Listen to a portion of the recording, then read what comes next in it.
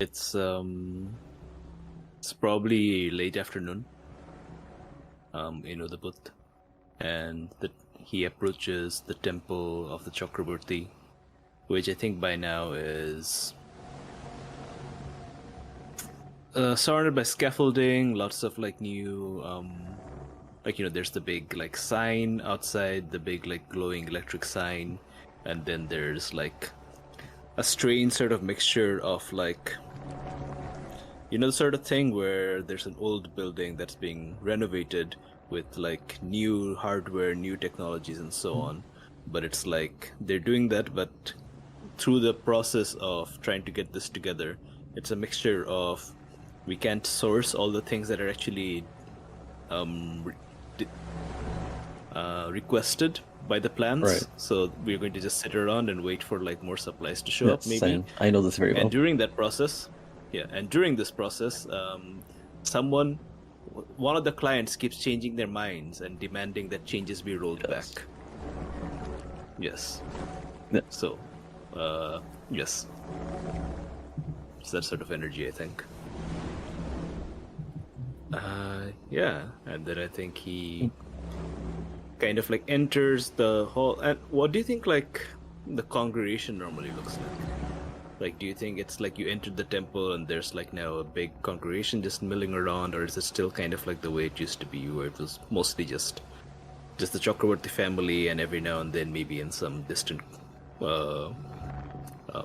side hall or something there's like something happening? I suppose there are regular lectures, right, or semi-regular, and it would make sense then that like this day, there is a scheduled lecture, and Bidrohi knows about this, which is why he's showing up today. Right? And so there's more people than usual. I mean, I don't think it's like after all, like the Chakraborty religion isn't the major faith. Like it's not the main faith in Udvasha, or even particularly big, right? So I don't think there's a whole lot of people, but there's definitely more people than usual, right? And they're I don't think they're just milling about. You can see that.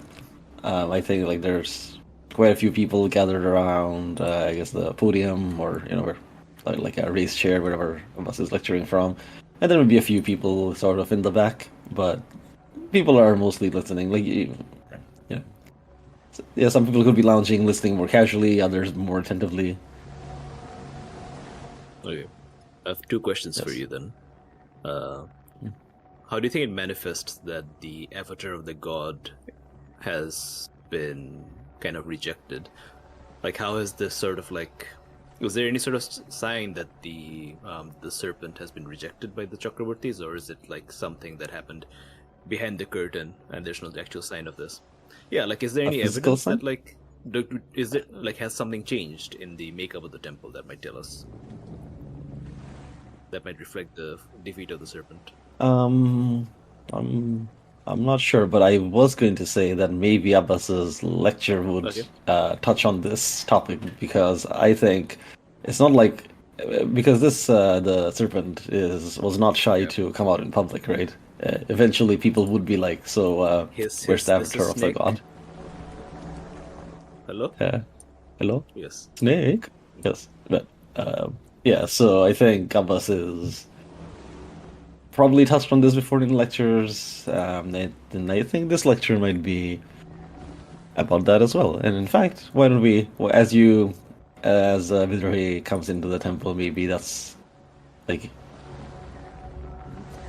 Does he start by saying something about how, the high priest is once again busy and can't make it? Zadishan? Oh no, that's, yes. As he begins his lecture, does Abbas mention anything about the absence of the high priest once again? I don't think we need to talk about that. I think people have sort of just got... I mean, it's been some time, hasn't it, since... Yeah. I think people know by this point that something's happened to the avatar, and they've more or less got used to the fact that Miraz is not usually there. Yeah. But I'm sure they've hand-waved it with things like, oh yeah, the high priest, he's got his thing. He only shows up for, when his attention is absolutely required. Yeah, I'm imagining that Abbas does these lectures then with a sort of like mixture of like, he pretends that this is a huge burden, that he has to do this, despite the fact that this is clearly what he wants to be doing instead, and this is the best arrangement for everyone involved. I think so. Yeah, like you can see Abbas at the end of the room. He's standing on the sort of raised platform, and we will say that he doesn't have any material prepared because I don't have any material prepared, and he's just lecturing on the. And yeah, I think maybe you can hear him go something like, "So everyone, today I want to end my lecture by talking about the nature of time. Time. Do you believe that we create our future, or do you think we simply discover it? Yes. How do we picture time?" Does he wait for any response, or does he just like move forward? Of course he doesn't wait for a response. Of course he doesn't wait for a response. This is a rhetorical question. Maybe some people start to speak and he just talks over them. He's gonna.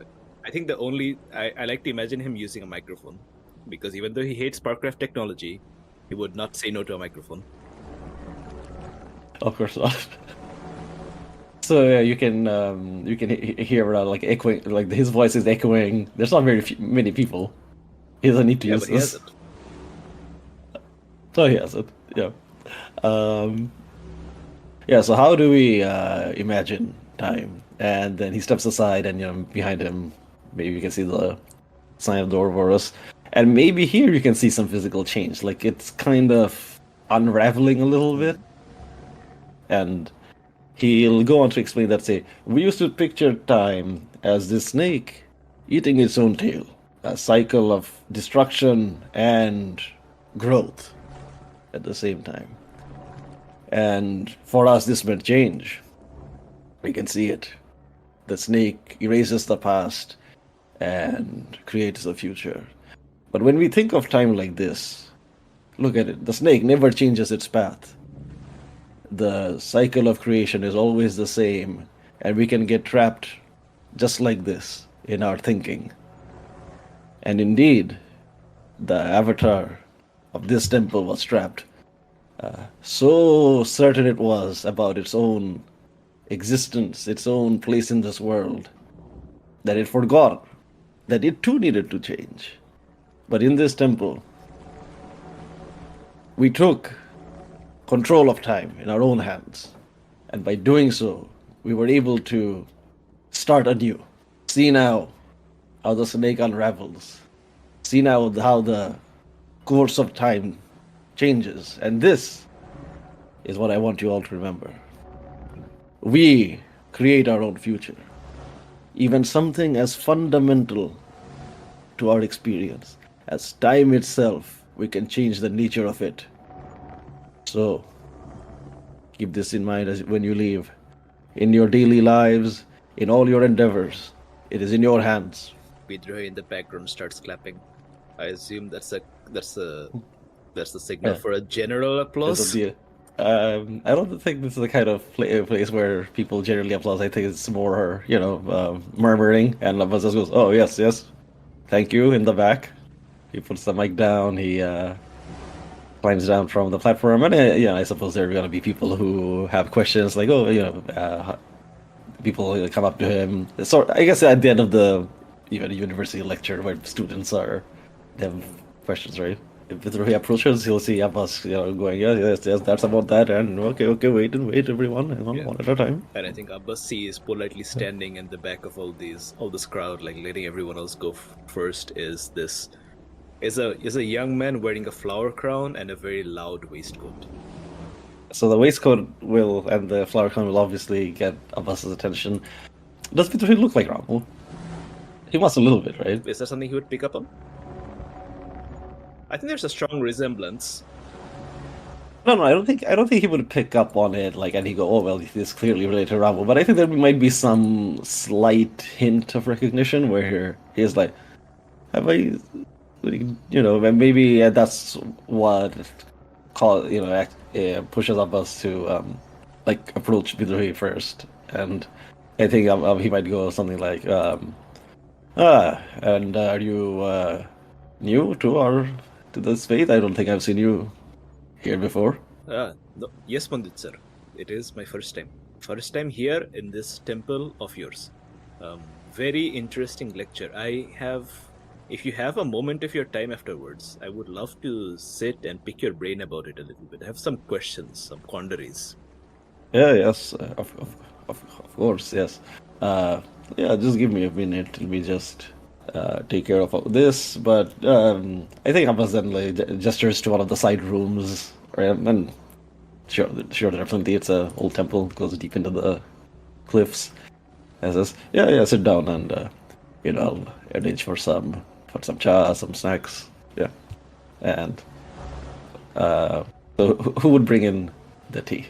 Yeah. There's probably Anyway, new it doesn't matter. acolytes and so on. Yeah, Abbas and so maybe Victoria goes and sits at one of the inner rooms. In fact, we said that there was a dining room that was like near the front, and so it's fairly spacious.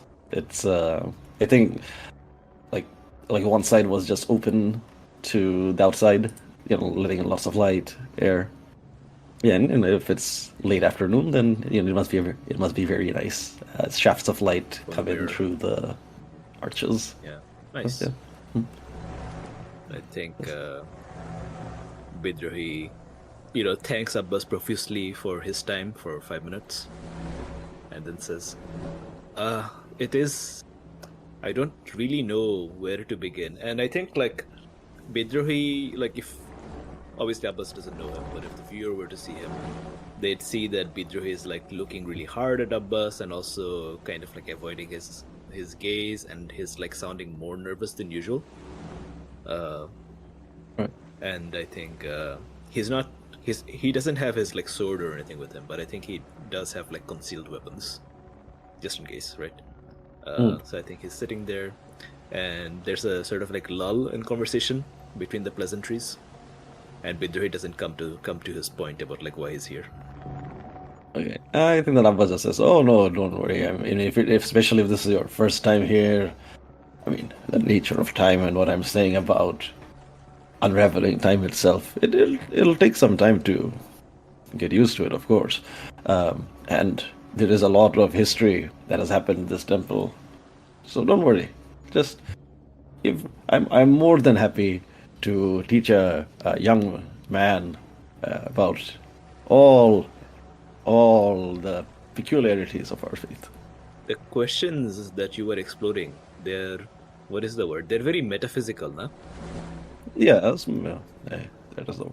I suppose that is a word. Yes. But they also have a practical implication. They also have practical applications, right? I would say, when you talk about the change, right? The change that your temple undertook, which, by the way, I heard about it, and it's wow, confronting your changing your religion like that, meeting the serpent and all that. Those are some hats off to you. I mean, I don't have a hat. Hold on. Maybe this will do. He takes his flower crown off, and then he puts it back on. Sorry. Yes, getting carried. What was I saying? Yes. Even though what you were talking about is really interesting, but from this metaphysical angle, I am really interested in this, in the actual acting of change, as you were mentioning. That's what something I'm struggling with, my people, my friends and I.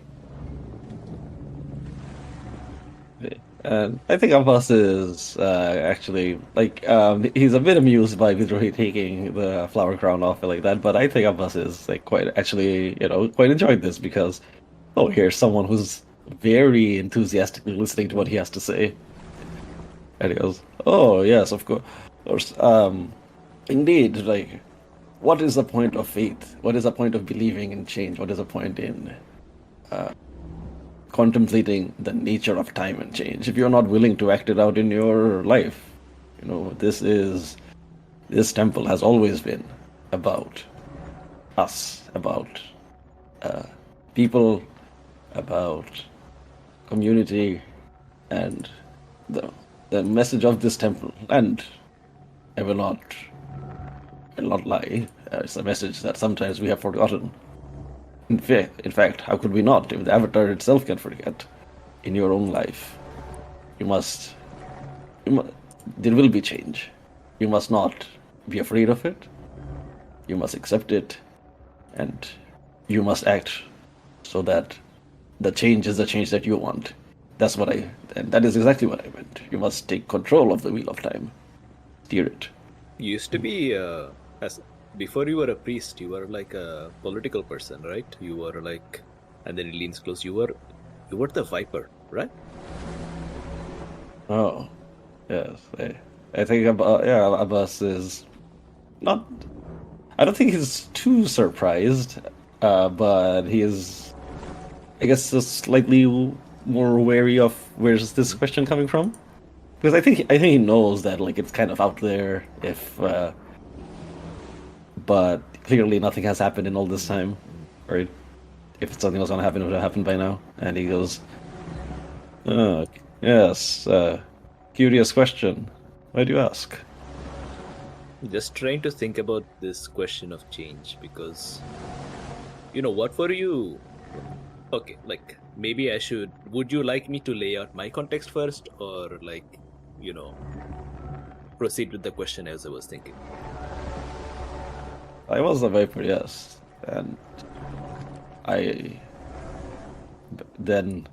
and even now, I have tried to enact change, but even in my methods, I have tried to change. But as for your context, yes, maybe that would help me answer your question better. Okay. Well, no point beating around the bush, right? So even though I have the Uduashan accent, like you can tell, like working class Uduashan accent and all that, my family are Kethrisi. I was born in Kethrisi, but not raised there. I left very early on. You of course know, I think, quite a lot about Kethrisi history. I mean, he just kind of like leaves that dangling, because we know that Abbas is like an Uduashan, right? He's like very like he loves Uduasha, but like I don't know if he's the kind of person who takes an interest in wider Iruvia or sees it as backwards. Oh no, I think he does. And in fact, in season 1, we did say that he is like, and in fact, that was one of the points of disagreement, I think, between him and the fire speakers, is that he wanted like a more, I guess, like a broader approach. Like for us, the main point was Takarosi are invaders. They are, like Uduasha is taking the brunt of it. But as far as he knew, as in his personal experience, Uduasha was taking the brunt of it, and it was about protecting like the community or his way of life. But I think, being an academic, he would also have learned or heard or even gone and seen the same things happening elsewhere. So I think he is, and I think, well, in season 1 when when the temple went to Kethrisi, well, Abbas was, and he was saying that, well, of course we need to help them. They're in the same hole that we're in. Yeah. So this question is a test to Abbas to see if he's like the fire speakers, or if he's different. I see. Yeah, I think when Bidrohi says that he is Kethrisi, I think Abbas was a bit wary, but I think he now becomes more, yes, a bit more concerned, because not concerned, but I guess he's more like intrigued. He goes, "Oh, from Kethris, yes. How are your people settling in? I have to apologize. I haven't really been able to check in after we made the deal with, what's the name of that idiot lawyer, Ardil. Yes. I trust, there hasn't been too much trouble after that. Is that why you're here?" Yes, Hardil. I met him once. Kicked his ass. No, I'm not surprised. His ass was very easy to kick. And I think like Bidrohi is like kind of I think he's trying to warm to Abbas, right? And then he says, I mean, I know that there's been some like tensions between this temple and the Kethrisi community. Like there was that whole thing with that guy Ramu, right? Like we all heard about that. And I don't know, man. I think the people of Kethris are not doing well. Here in the hospitality ghetto, we are not doing well. And from what I'm hearing from home, things are going from bad to worse, man. And like, this is the thing. You are talking about change, right? You're talking about change and how we need to enact it. And I think it's really, really interesting, the thing you're saying about like how the beliefs of your temple, they used to be like, we just spin around in circles and over again. And what is the point of making some sort of change, right? Because like, every time there's like people down in the dirt getting their balls kicked in, there's someone saying, oh no, if we help them, if we elevate them, if we save their lives, then sooner or later they're just going to buy some big boots and then push the person who was kicking them down onto the ground and start kicking his balls instead. That sort of cyclical theory of history, right? But like, you're talking about something different, right? You're talking about like, we don't have to go round and round in circles, snake chasing its own tail, everyone just trying to kick each other in the balls, right? This is like, do you see the symbolism? There's the circle, and then I'm talking about balls. Oh wow, okay, that wasn't even intentional. Okay, I think maybe there's something here. Maybe you can like anyway. Yeah, Abbas takes a moment to digest all of this, and because there's a lot here, right? He's thinking of the thing with Ramu. I think he's also saddened to hear that like the Kethrisi have not been doing well since he last checked in. I think that's been some time, and yeah, he thought okay about the cyclic nature of people kicking each other with large boots. He was like, yes, it's you're right. That's a very apt interpretation of what I said. Indeed, Uduvasha is a city that has been, well, I was going to say since the Kurusi arrived, but in truth, even before then. A city where the people at the top kicked those below them, and they in turn kicked those below them, and it's been like that ever since. In my youth, I believed the way to stop those kicking down was to kick right back up. Tell me, young man, what is it that you want? I killed 2 people so far, and I think Abbas is listening. Like, okay, go on. I don't think just hearing you've killed 2 people is that surprising. I killed 2 people so far, and I mean they both deserved it. One, I guess, more than the other, sort of. I mean, it was like an honorable duel or something, but like she died as ugly as anyone else, right? Second guy, I mean, was definitely asking for it, aggressive guy, and all that. I did it all for my people, that sort of thing. But like, when you die, you don't come back. Like, especially in our city. I mean, I've heard that in like Akoros and so on, or like, well, even outside these walls, right? When we are away from the Udu, the spirit lingers, right? But like here, especially in the poorer areas, you're gone by the time your eyes close, right? And like, even though they both deserved it, like that's a person who's no longer here, and I did that. I know that maybe it's awkward for you to be talking about this with someone who's Kethrisi, right? But like, I know that you have also killed, right? And that you did it to protect your people and your home, right? And I guess what I'm just thinking about is like, when you kill someone, and this is not a personal thing. I'm just speaking in general. You have your reasons, right? I don't know what's happening in your mind, Ponditji, but like, you kill someone for the right reasons. I kill 2 people for the right reasons, and maybe there's going to be more people who are going to be dying in the coming times for the right reasons. Like, is this just like, I don't want to be like someone who is trying to kick the people beneath me just so that I can get on top of them, I don't want to be I want to be the person who's kicking the people trying to kick us from above, right? But is that correct?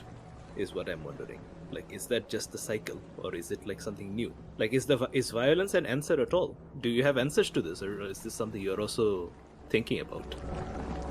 I think Abbas, yeah, he's got a more I guess Abbas is saying to this, his face is getting more and more serious. He's a bit more grave, and he's thinking about this because I think Abbas, he's had a long career in revolutionary politics, and I think I think many people have suffered by his hand. I think Abbas looks at him, and there's a sort of sadness there as well, as he says, "I wish I could tell you that through means of diplomacy, kindness, you could enact change in this world. But I've been here for a very long time, young man, and I have seen that someone always wields violence. So the question is, who should wield violence? Not whether violence will exist, because it always will, but who will wield it, and for what reason? You said that you did it to protect your people for the right reasons. Well, in this city, this is what you must be prepared to do, right? If someone pulls a knife, you will pull a firebomb. When they send one of yours to the infirmary, you will send one of theirs to the bees. That's the Iruvian way." I think he thinks about this for a moment and then says, "It's just that, I try not to hurt people, right? Like, I think sometimes the people I'm with, they sometimes I think they make fun of me a little bit because, I always try to talk to people, try to show them that, we don't have to draw these swords and all that. But it's always a sword, right? I mean, sword is for one thing, as I have said many times. So, like, if we are people with swords, then the sword is for one thing, and if we are good at using the sword, then, like, when it comes the time to use the sword, we have to use the sword. But sometimes I wonder, is this just us justifying who we are, right? Like, okay, I am a man who knows how to use a sword. And thus I tell myself, because I know how to use a sword, then I should use the sword in situations where the sword must come in. But then, do I not lock myself out of a situation where, even though every instinct in my body is telling me I should pick up that sword and like cut this motherfucker down, right? Maybe I don't know what else I could be doing. Maybe there's something else out there that I could learn, or maybe I am the one who deserves to be cut down, right? And sword is such a thing, right? Where if I make the wrong choice, if I don't cut him down, if I let him have, if I try to reason with him, if I lower my sword, then it's possible that I will die. No, I think Abbas goes, this is the sad reality. No one here will wait for you to make up your mind, Bidrohi. And I think you can see, like, there is a sort of sadness in Abbas's, because there's like Bidrohi, like, a young man, he's talking about all these things, and, like, Abbas can sympathize, but I think the talk of protecting people and all that has also sort of brought out a bit of the latent anger, that drove Abbas to do this in the first place, right? And he goes, the fact that you're here asking me these questions, I think, is already a good thing. And you must always ask yourself that question, and you must. Why am I doing this? Because I always told myself that this is why I was doing it. When I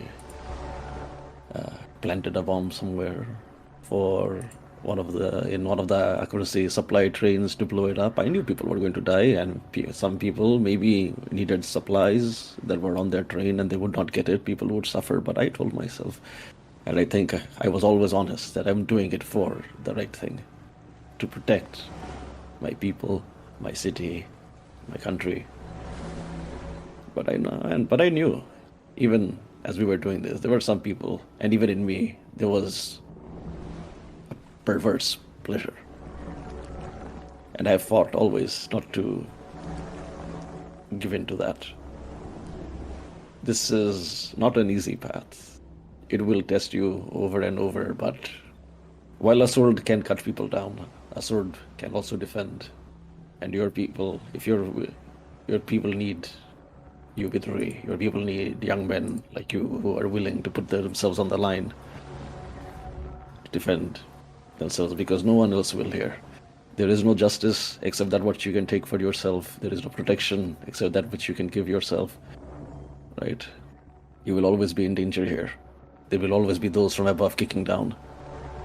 And you will need your sword to cut off the boot that does it. Did you do this train bombing because you thought it would be sick as shit? Are you familiar with this phrasing? I've heard some of the younger acolytes here say it, yes. And I think there's a slight smile on, like not a smile, like there's this, like, and you can kind of see the corners of his lips a little, going up a bit, and he just goes, "The train, when I blew it up, don't underestimate the importance of a symbolic victory." He says, "Don't be subtle to the man wearing a flower crown and a loud waistcoat." Yeah. Yeah, I think Bidrohi says, one thing this is making me reflect on, and I won't take up more of your time, Panditji. Been very helpful. One thing that's making me reflect is that when we do our act of violence, when we change the circle of time to create something new, it's never possible to imagine the other life that could have been had, right? Like, the sword stroke comes at you, and you have to either slash before you have to do it. You have to do the act, because like as soon as you do the act, though, the possibility of not doing it is closed off forever, right? Like, and I'm being, I don't know, like, this is such a pretentious phrasing, I guess I'm doing, but what I just am trying to say is, like, you never know if it's the thing that you're doing is like right or not, because you never get to see like what the other life could have been, right? Like, you never know if this revolution was actually good, because you have to live with the world after the revolution. You never know if killing this person was good, because you have to live with the world after this person's dead. You have to live with, the blood on your sword. And I wondered then if, like, what is that? It's this accuracy word, isn't this? Like I heard it recently. Nihilism, right? What I mean is, like, when we imagine the circle of history repeating over and over again, the boot theory, right? That's a sort of like, that is nihilism, right? Because there's no point in changing. But like, if you do decide to make the change, then you're also in this situation where you never know if this was right, because you don't know what else could have happened. How do you escape this? And he's like, he's got his hands out and he's like trying to think about it to say exactly what it is. But then he says, how do you ever escape from knowing if doing something or not is good? How do you do? How can we do anything? Okay, then ask yourself this. Could you ever not act? Would you ever not pick up your sword when you see that your family, your friends, your people are in danger? Could you ever not do it? I said that in theory, I said that we were creating our own future. Unfortunately, we are creating our own future in the dark. We can't ever know. That is fine. You can only do what you can do, no more. Sounds obvious, but this is who we are after all. That's true. But speaking as someone who has been charting his or creating his future for longer than you have, I can tell you that I only regret one thing. Right? And that is all of the people that I left behind, all of the people I could not save, the comrades who died by my side, my friends whose businesses I could not save. That is all. I've only ever regretted not acting. I suppose maybe then I'm thinking that we have to make sure that the choices we make let people keep on making choices. You know? Well put. Thank you. It just came to me. Very well put indeed. Well, I'm glad you came to my temple today, young man. You've also, I think, given me, you've also made me think about this quite a lot more so than many people who've been coming and going for years. I hope you'll be back. I think I probably will, yes. But if I don't, I hope you don't mind. I think Abbas makes like a face where he won't mind, but he'll. I guess it's like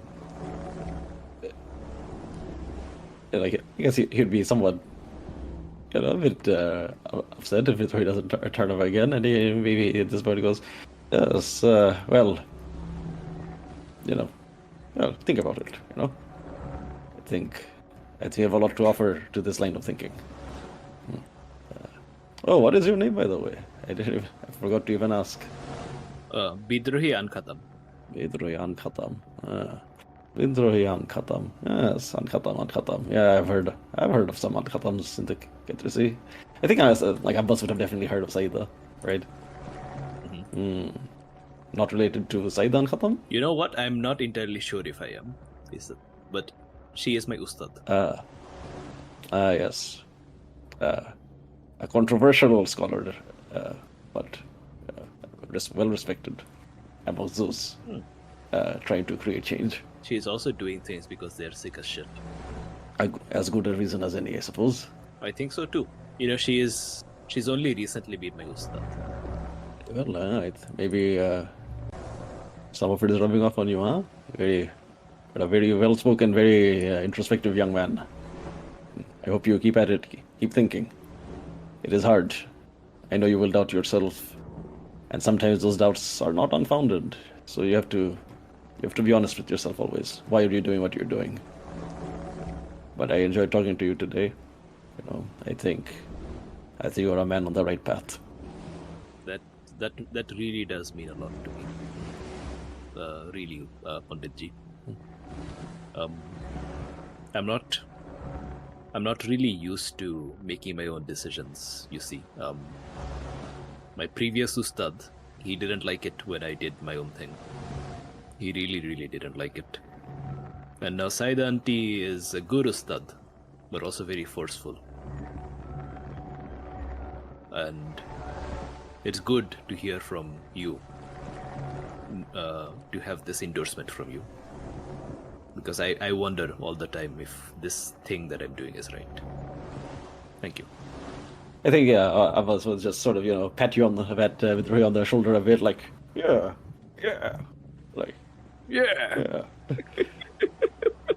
Man time. Just two men. Yeah. Okay. I think when Abbas touches him, Bidrohi. I don't know if Abbas. I assume.